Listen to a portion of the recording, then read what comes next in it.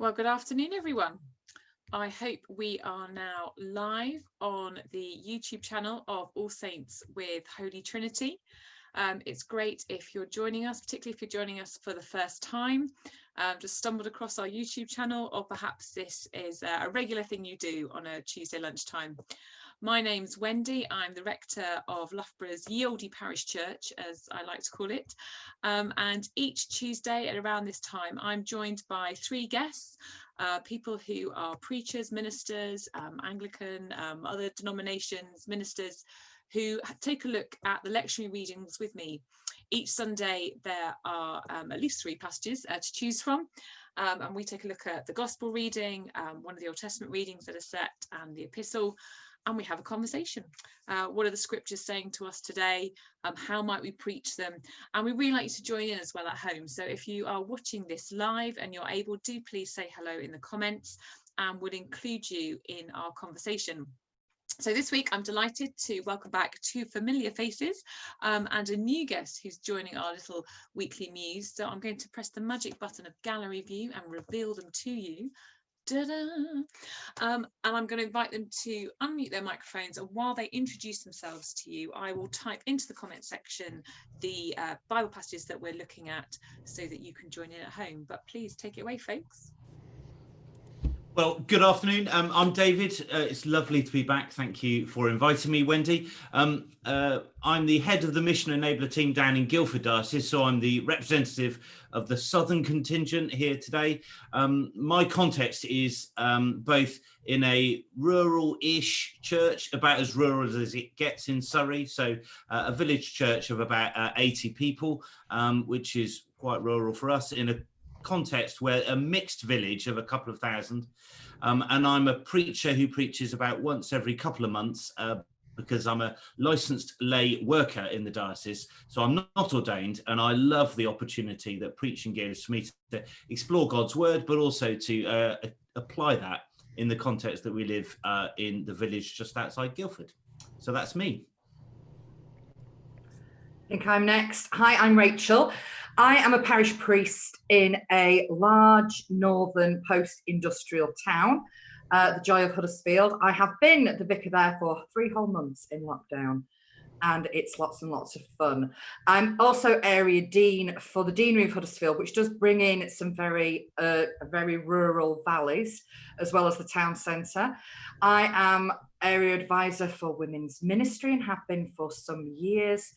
And I'm also the Bishop's Officer for Community Engagement, which means working closely with my local council, which is Kirklees, which nobody's ever heard of. And my name's Stuart, and I'm the Midlands representative of today. So I'm Director of Mission and Ministry at the Diocese of Leicester. You may be aware Leicester's in a bit of a strange situation at the moment as a diocese. We are both in lockdown and out of lockdown. And in fact, the parish or the benefice that I usually go to for worship is both within the lockdown area and out of the lockdown area. So some really interesting conversations taking place, people desperate to leave and people getting away and trying to work out how to do all this online and physical stuff all at the same time.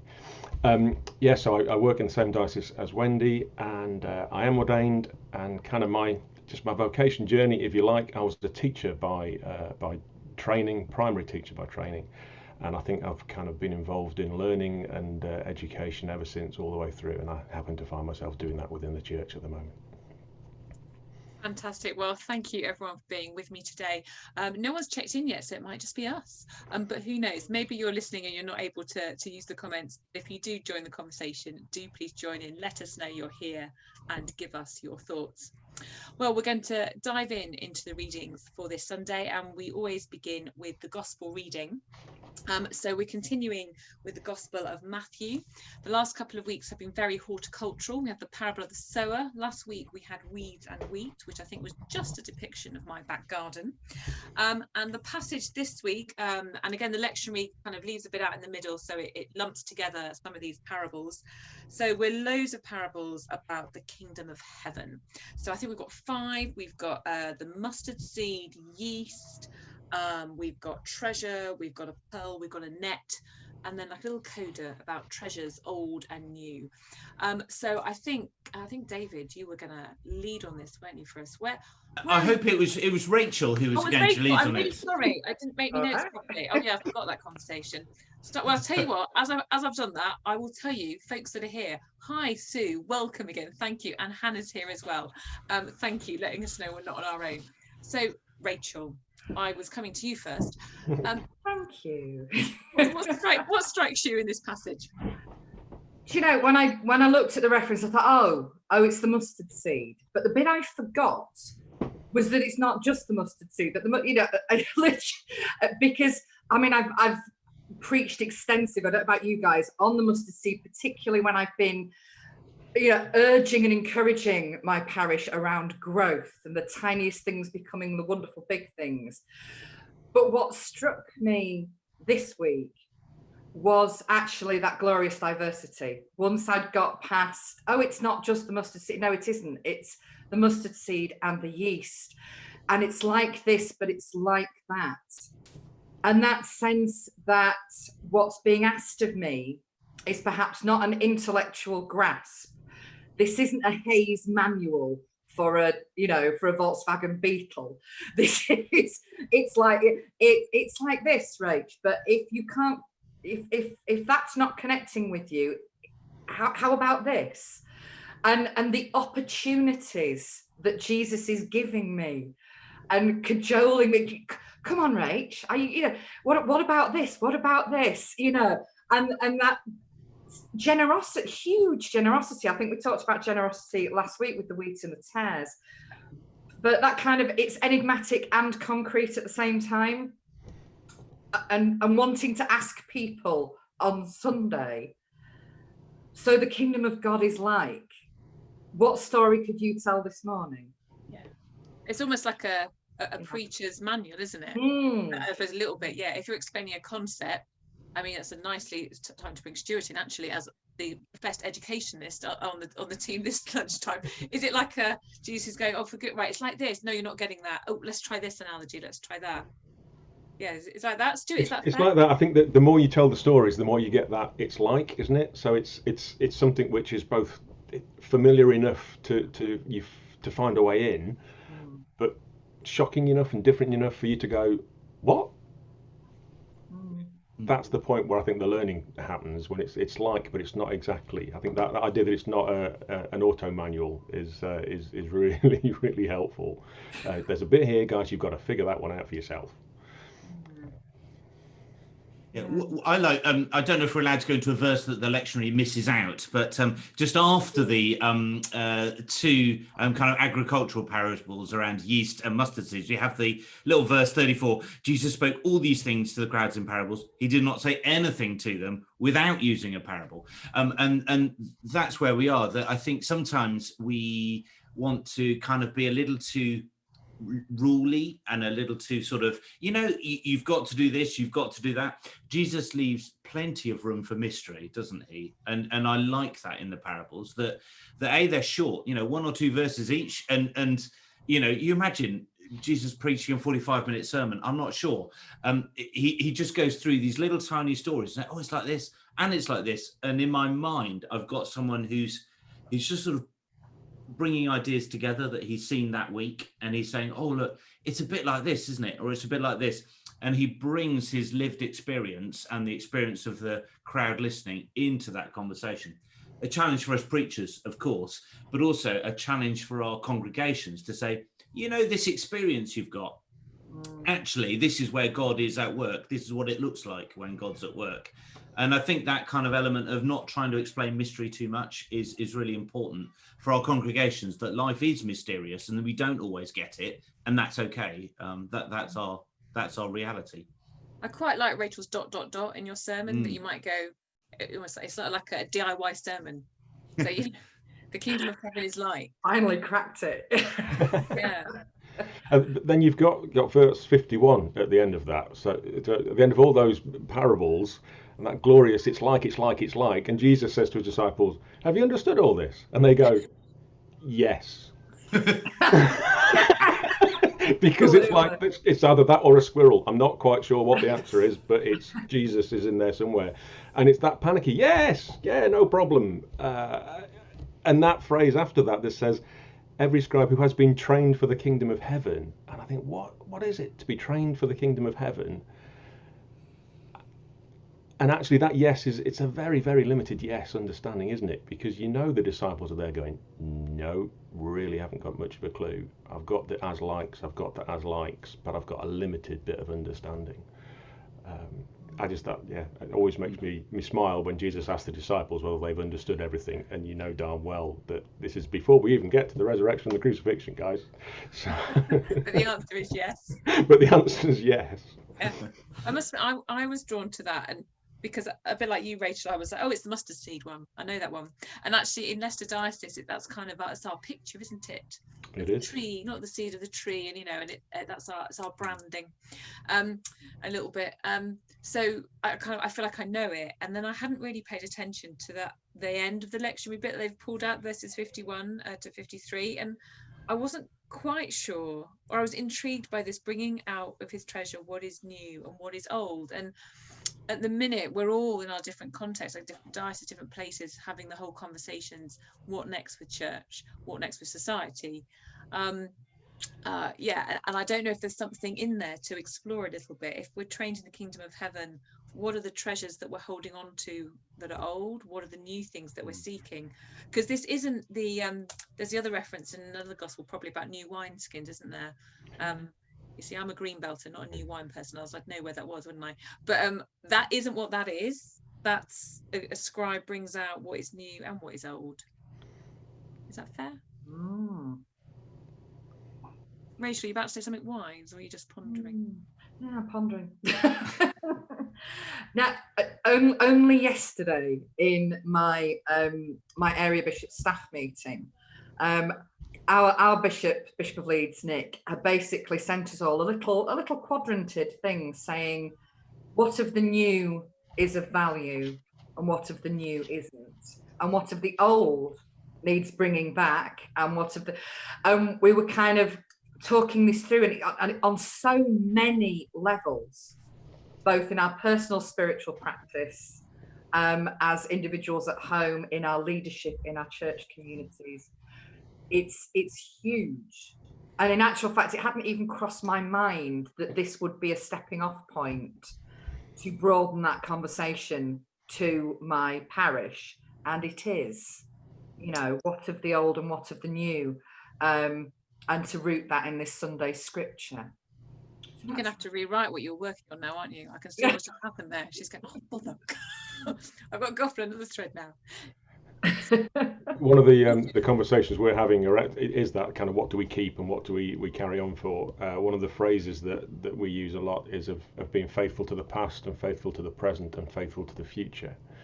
And the idea that the future is found within both the present and those stories of the past as well. So bringing out from the past that which is old, which is worth keeping, and which is worth reinterpreting is really important, isn't it? So what do you want to keep and why? Is the whole piece, really. One of the things we like to, speaking as the only lay in the village on this call, one of the things that we challenge our clergy with as they're licensed each time is about this idea of proclaiming the gospel afresh in the generation. And it does feel as though there's been a generational shift over the last couple of months. We are now a new generation.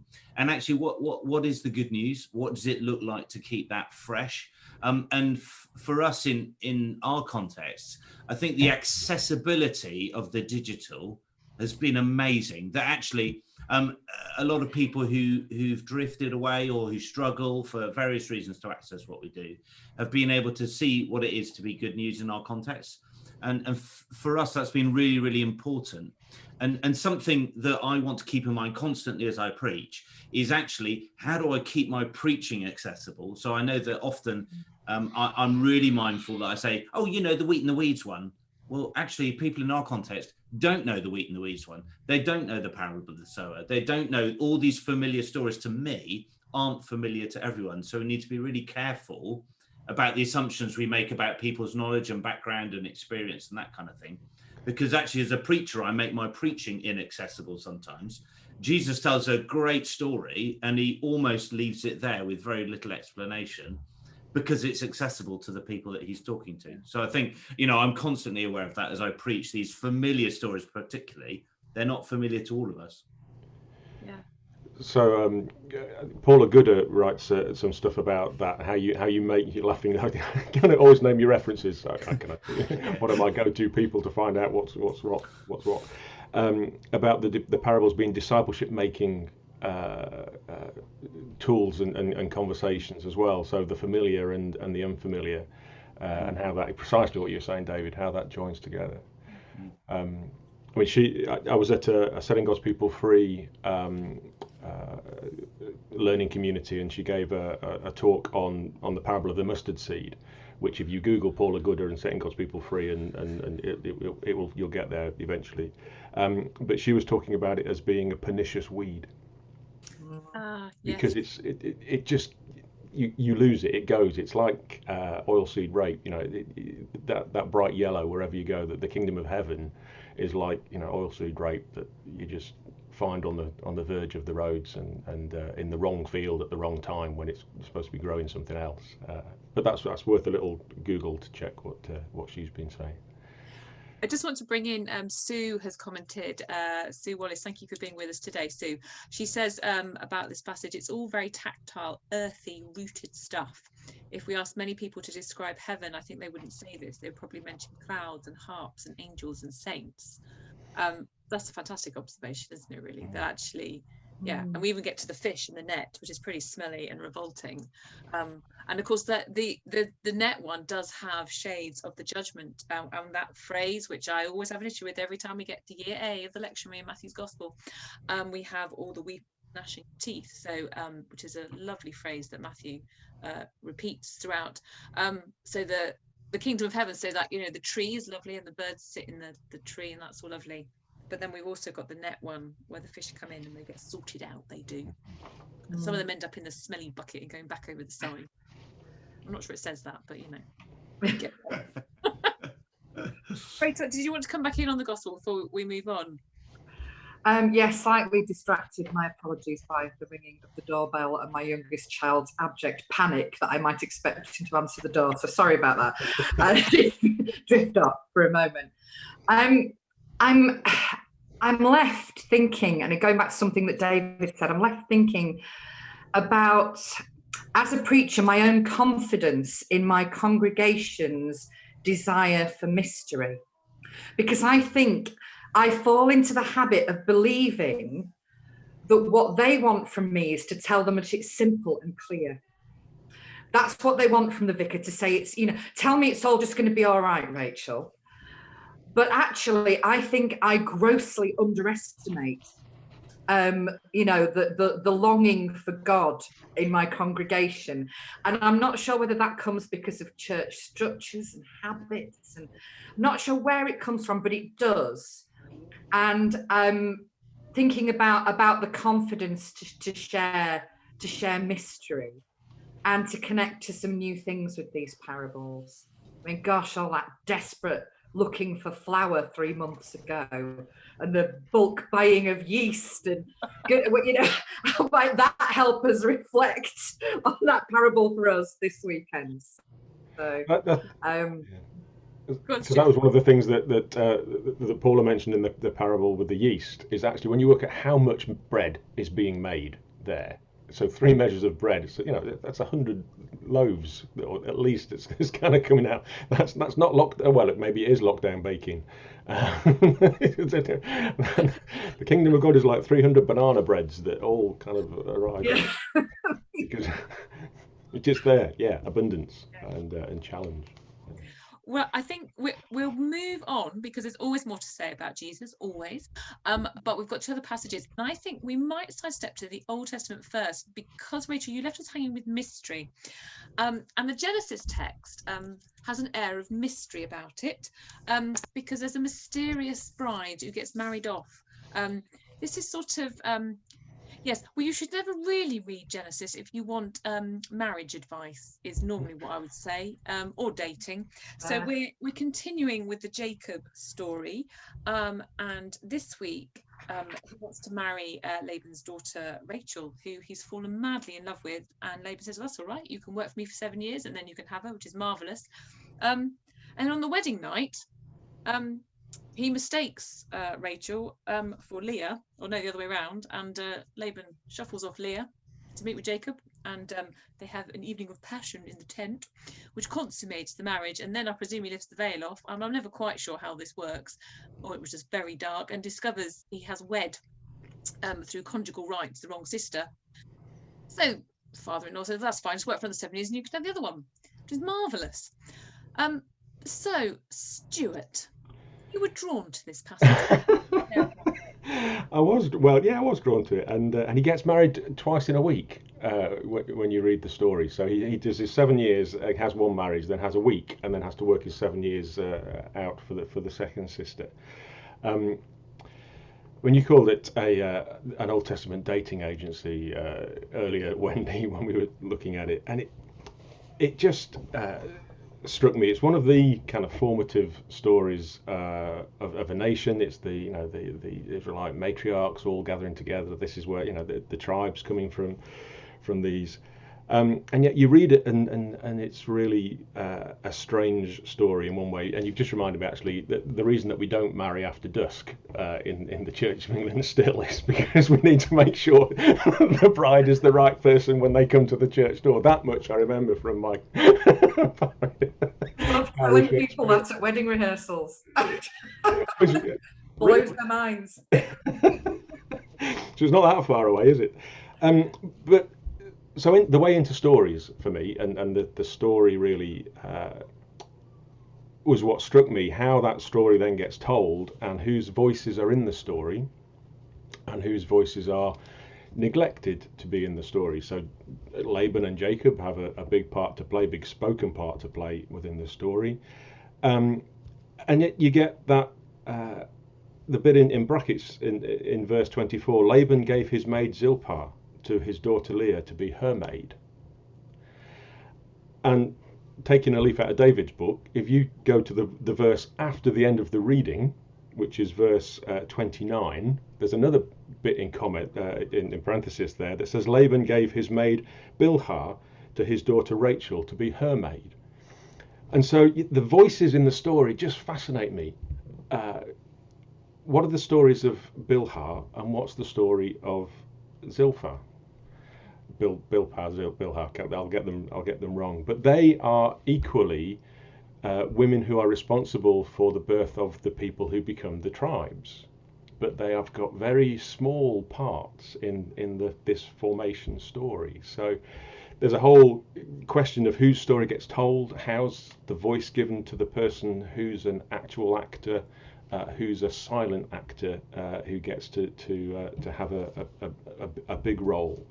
And that was my query really was who tells the story and why it gets told, and particularly why is it there? Those two bits in parenthesis, which are actually two women who give birth to I think 4 or maybe 5 of the leaders of the tribes of Israel, and don't get to be called matriarchs of Israel because they were property of Leah and of Rachel, who were in turn property of Laban and ultimately Jacob. That was my query and my way in. Sounds like a good basis for a good sermon. I don't know where I'd go with it. but there is that kind of you do that when you prepare a sermon, don't you? And you think, oh, that's really interesting, and then you think, oh, I'm going down a rabbit hole for my own interest here. What's the message out of that? Where do you want to go with it? But the voices in the story, I think, is really quite interesting, and they're connecting in, I guess, to voices in some of the stories and who's telling some of the stories in society at the moment. We're in a really formative period in our own society, and sometimes the people who are telling those stories are not the people who experience those stories in the deeper way, but that they have a voice. And Sue has just chipped in actually to say that at least they're named, unlike many important women in the Old Testament. Absolutely. We know their name, and their names do appear again when they birth the children.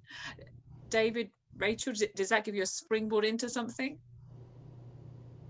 I'd struggle with this passage on so many levels. Last I was here, we were in Genesis 25 with Jacob and Esau, and part of me is going, well, hang on, Jacob, you're getting your own medicine served back to you there, because when he had the birthright, he stole the birthright. There was a kind of mistaken identity thing here, and you know, here again we see Laban sort of mistaking identities of his daughters with Jacob. Having done youth work for 25, 30 years, one of the questions I've never been asked, we talked about sex and relationships an awful lot because it's a really important issue for young people.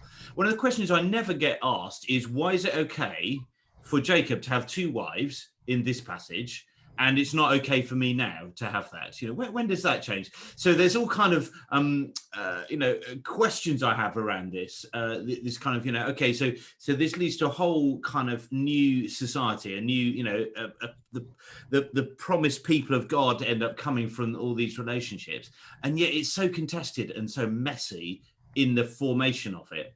And partly, I wonder what would happen if people wrote a, you know, if I was in a, I mean, my life is of no great remark, but, you know, if there was a biblical text about what's going on with our lives, you know, actually the messiness is okay. And God, despite, you know, all this mess and kind of confusion and uncertainty, somehow from this emerges a plan, which is about God's kingdom we were talking about earlier in Matthew, and the kind of confusion we'll get in Romans. But partly I want to preach a sermon saying it's okay. You know, we might be in a mess. So I go Stuart's way in. I'm pointing down because he's down on my screen. We take Stuart's way in. And then I will want to say, actually, the reality of our lives is okay.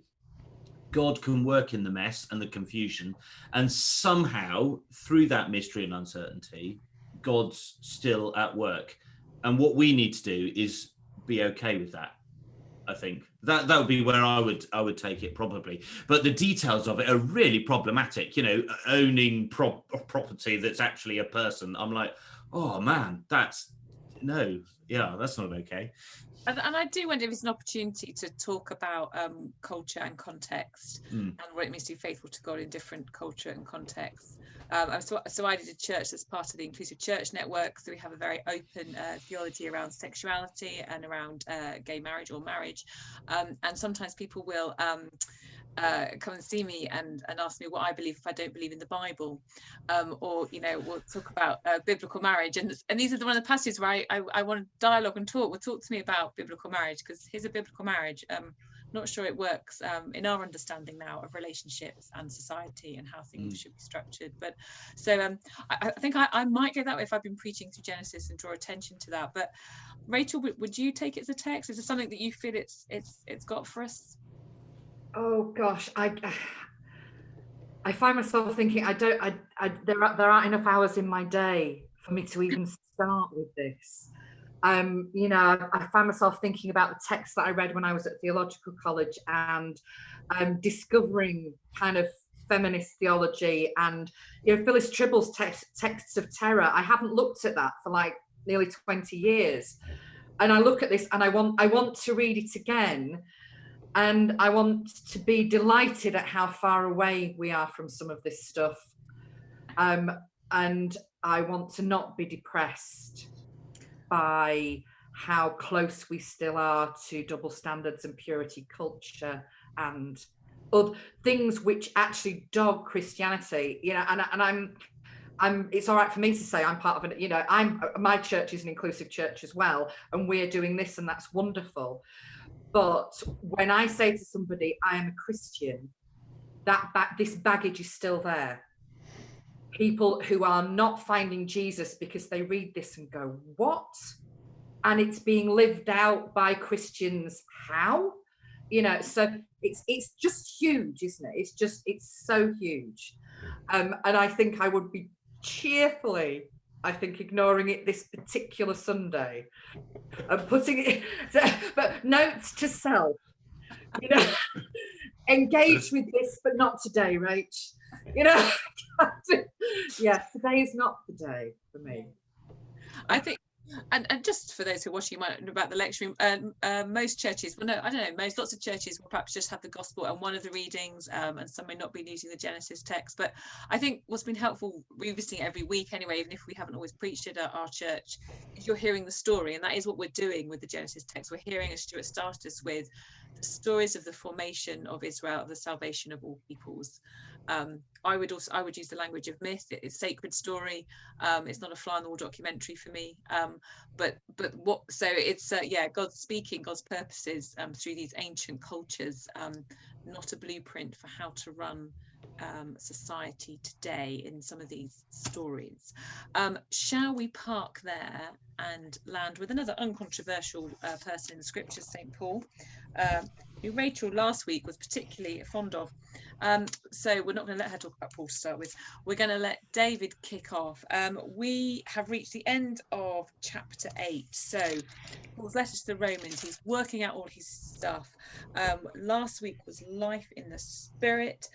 And this week we get this passage, which I'll say now just because it's my favourite. Right at the end, it's the verse that nothing can separate us from the love of God. I'm convinced that nothing can separate us. And when I was a teenager, when I was having the youth work done to me, that was my favourite verse. That was my go-to passage, that there is nothing that can separate us from the love of God. But there's more in it than just that. David, I think you were going to kick us off on Romans 8. I was. I hope you're having youth work done with you, Wendy, not to you. But maybe that... Back in the day, it was done to you, I think. Well, let's not turn this into a group therapy session. So, yeah, Romans 8. So we move on from the simplicity of the Genesis passage compared to the complexity of Romans. I'm not sure we end up in much of an easier place. The way the lectionary works us through this, we end up with sort of two end sections where you have these kind of almost doxology type things that Paul writes. So verse 26, I think we get, we did in the email I read, and we talk about, the Spirit who intercedes on our behalf. We have that idea, which is a very familiar idea for some, I think, maybe less familiar for others. And when we go to these readings, it's often really easy to dot into these kind of lovely familiar bits. But there's some really rather awkward theology that gets done in between these kind of two bookends. So we have this kind of bookend of the Spirit interceding with groans and with words that we cannot express. And then the part that Wendy was referring to at the end about nothing separating us from the love of God. But in between, Paul takes us on a little detour via predestination and, judgment and all these things. And I'm slightly left there as a preacher saying, can I touch the third rail of the middle of this passage without getting fried? Because it does, obviously it's only me that feels like that when I preach, but you're like, can I go there? Is there a place for evangelism if it's all predestined anyway? Can I open up that argument? Can we? It's like the kind of the sexual ethic of the previous passage. There's sometimes I think as preachers we do have to grapple with the big issues, but I wonder whether we might borrow a bit from Jesus, if I'm allowed to say that. So I think sometimes we want to tackle these issues head on as preachers and just go, here's the answer, boom, boom, boom, I'm right, you're wrong, get over it. I wonder whether maybe that might be a little bit outdated as a mode. I wonder whether actually we can borrow some metaphor, borrow some parable, and borrow some story.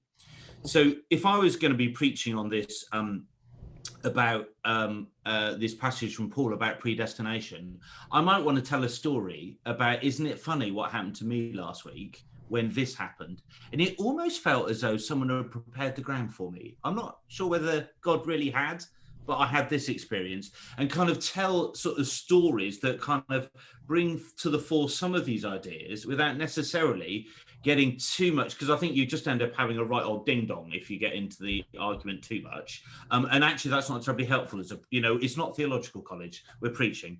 And so if I was preaching this, I would tell a couple of stories about So, a funny story, when I was uncertain about what to do next, and God provided something really unexpected, almost as though he predestined that moment for it to happen. Now, I don't want to explain the story. I want to tell the story and say this weird thing happened. Maybe it was God, and then kind of move on. So that would be where I would take these arguments with Paul. But I do love the way that Paul's theology leads him through to a doxology. So he goes through theology, theology, theology, and then you can see him get excited. And I know, Rachel, I'm not a great fan of Paul, but he does have these moments where you feel as though he's caught up in praise. And I really want that sense as I preach, that the preaching leads me to want to worship God. And that's where I would like my sermon to go. I think we touched on that a bit. I think it was last week. We had excitable Jesus. I think Rachel might have described him as Eddie Izzard. I'm not quite sure where that took her. But maybe don't quote her on that outside of this context. But it does lift to, I am convinced. It's a bit like earlier on, I think in chapter 7, where he then goes, who will save me? The wretched man that I am. There is this power and this praise in it. Rachel, does that inspire you? When I read this, David, I kind of went, predestined, called, justified, glorified. Okay. And then breathed the sigh of relief when I got to the doxology. And actually where it took me was, bizarrely, having just been talking about how the Old Testament connects us to wedding practice that we still use, was the funeral sentences. Those of you watching at home, at the beginning of the traditional church liturgy, there are a series of sentences from Scripture that you can read out as you are processing into church or beginning the service, and this is one of them.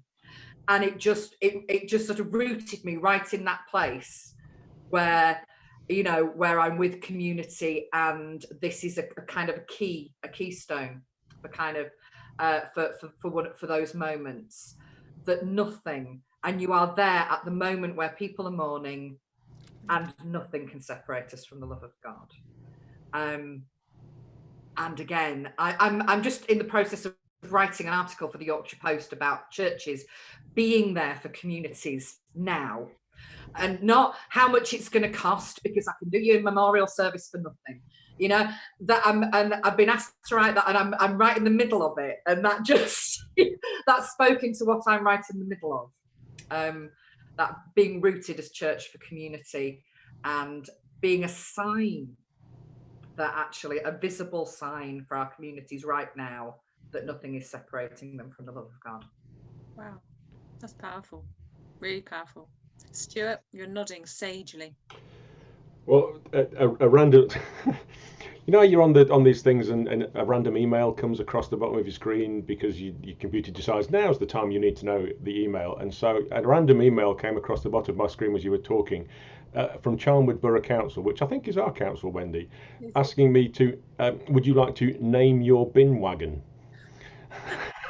And then just disappeared again.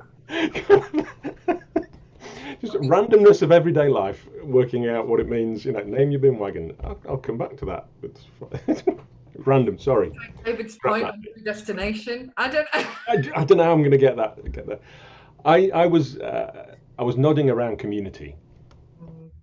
That Paul can only get to doxology by saying I am convinced, because everything else up to that point has been we. And these are verses that I know from my faith journey, and I often forget. You go, oh, all things work together for good, kind of gets quoted, and you forget that it's like, we know that all things work together for good for those who love God. It's what then are we to say about these things? These things only work together in community. It's not about individualism.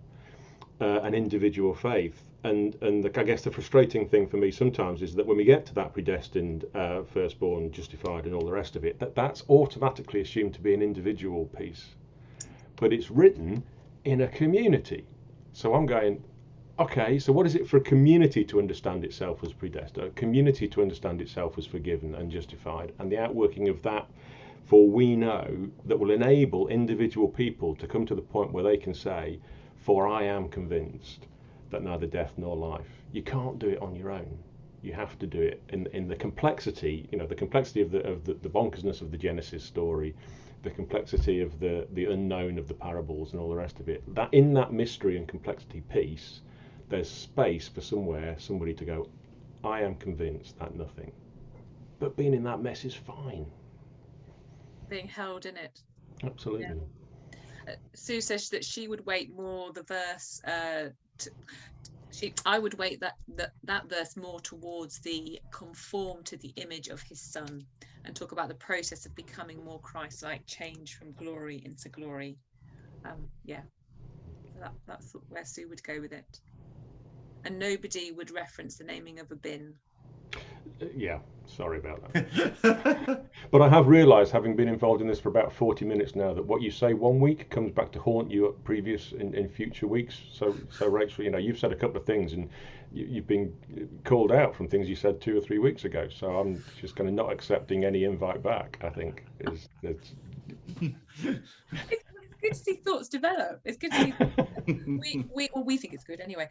We're drawing to the end of our time together, so I always go around the room, go around the little Zoom screen, and ask folks, okay, either if you are preaching or if you were preaching and these were the texts, where might you take it? Because we're always preaching in a particular time, so it's not just any old sermon, it's just sermon this Sunday. I'll go from the top of my screen. David, if you were preaching, I know you're not this Sunday, but if you were preaching and you had these texts to choose from, what do you feel would be the right thing? Well, I'm sort of half preaching. We're combining leading and preaching over the summer, but we are just in Acts for some reason in our church. Anyway, where I would go is it's summer in our context. The summer holidays have just started. Would I slam them with a bit of theology from Romans 8? Probably not. I would probably take some of the parables, but what I want to do is to take some of those familiar stories and turn them upside down.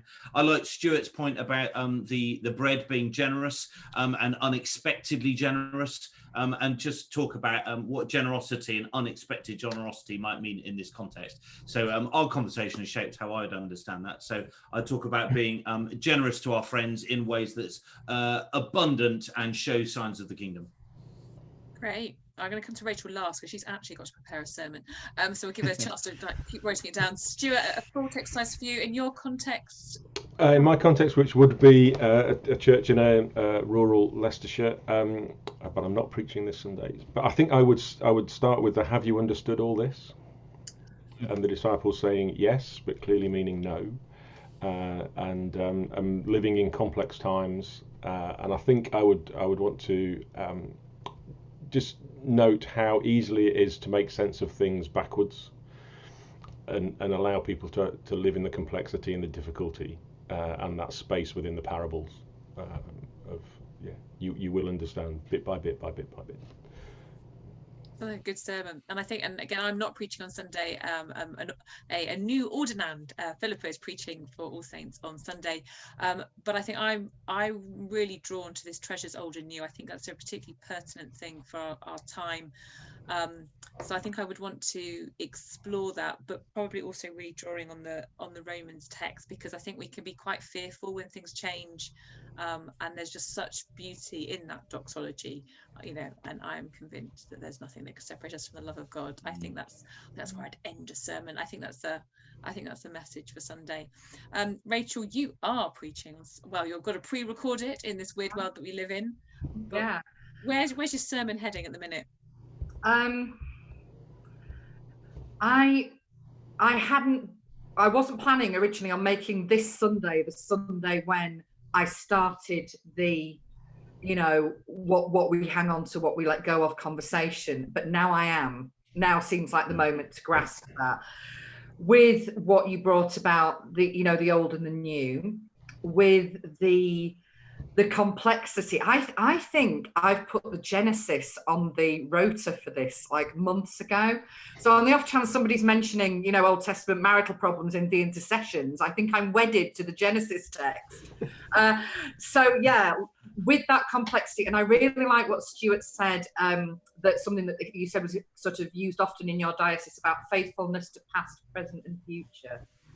Because I'm the brand new vicar, and most of them haven't even met me in the flesh. I am their YouTube vicar. So, so actually, I think that's going to be a really helpful thing, Stuart. Thank you for me to hang some of that on, because people need to trust the vicar in the little box, and it's not easy as we work this through together. So thank you for that. Well, thank you so much to my guests, and we'll be praying for you, Rachel, as you do actually have to preach through your little screen and be a YouTube vicar. I'll just, Sue's last comment, there is something in the gospel and in the epistle about growing and changing and all this rubbish. We are through helping us to become more Christ-like, even and perhaps especially when we don't feel like it.